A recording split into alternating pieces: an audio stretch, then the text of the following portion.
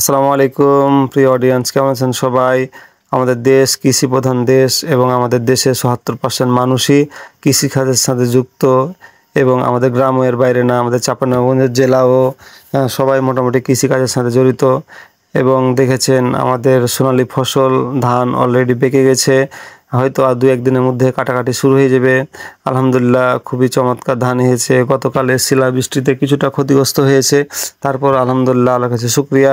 এবং ধান কাটাকাটি খুব কাছাকাছি অবস্থায় চলে গেছে, হয়তো 2-1 দিনের মধ্যে ধান কাটাকাটি শুরু হবে।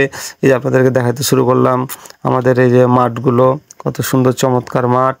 এই যে দেখেছেন পুরো যত দিকে চোখ যায়, যত দূর চোখ যাচ্ছে সব হচ্ছে ধান। এবং এই যে রাস্তাটা হচ্ছে হোসেনডাঙ্গা থেকে বরপুরে যাওয়ার যে রাস্তাটা আছে, ওই রাস্তার ধার দিয়ে যে ডান দিকে যে রাস্তাটা চলে গেল, এই রাস্তার নিচে যতগুলো জমি আছে সবগুলোই এখন ধান লাগানো আছে।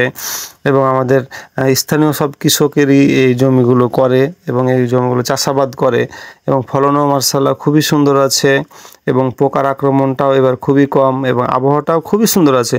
এই জন্য কৃষক ভাইদের বা আমাদের চাচাদের খুবই উপকার হয়েছে। এখন যদি কয়েকটা দিন বৃষ্টি না হয়, পরিবেশটা ভালো থাকে, আবহাওয়াটা ভালো থাকে, তারা সুন্দরভাবে তাদের এই সোনালী ফসল, তাদের কষ্টের যে ফসল তারা ঘরে তুলতে পারবে। একটা কথা মনে রাখবেন, এই দেশে যতগুলো কাজ আছে তার মধ্যে অন্যতম একটি হার্ডওয়ার্ক হচ্ছে কৃষিকাজ। কৃষিকাজে অনেক কষ্ট আছে, আমার বাবা করে, আমি মাঝে মাঝে সহযোগিতা করার জন্য যখন যাই তখন বুঝতে পারি যে কী পরিমাণ হার্ডওয়ার্ক করা লাগে কৃষিকাজের জন্য।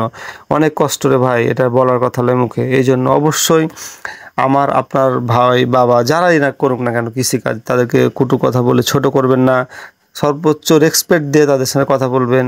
এবং অবশ্যই এরা এই দেশে খাদ্যের যোগানদাতা, আমাদের দেশকে উন্নয়নের পিছনে অবশ্যই তাদের অনেক বিশাল এক অবদান আছে।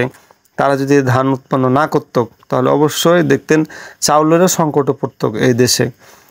এই যে আমাদের দেশে দেখবেন ধান চাউলের সংকট নেই, কারণ কেন? তারা এই যে ধান চাউল উৎপন্ন করছে, নিজের দেশে উৎপন্ন হয়ে যাচ্ছে, বাইরের দেশ থেকে নিতে হচ্ছে না, তার জন্য তাদের সংকট পড়ছে না।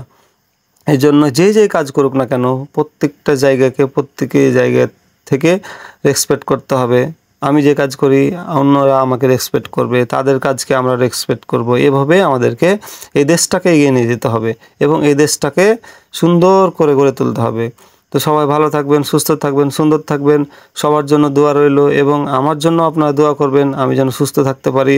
সর্বোপরি বলবো, আমাদের ভিডিওটা কে কোথায় থেকে দেখছেন কমেন্টসের মাধ্যমে জানাবেন, পারলে একটা লাইক, একটি কমেন্ট এবং শেয়ার করে পাশে থাকবেন। অবশ্যই ফলো দিয়ে আমাদের পেজটা সাথে থাকবেন। আসসালামু আলাইকুম।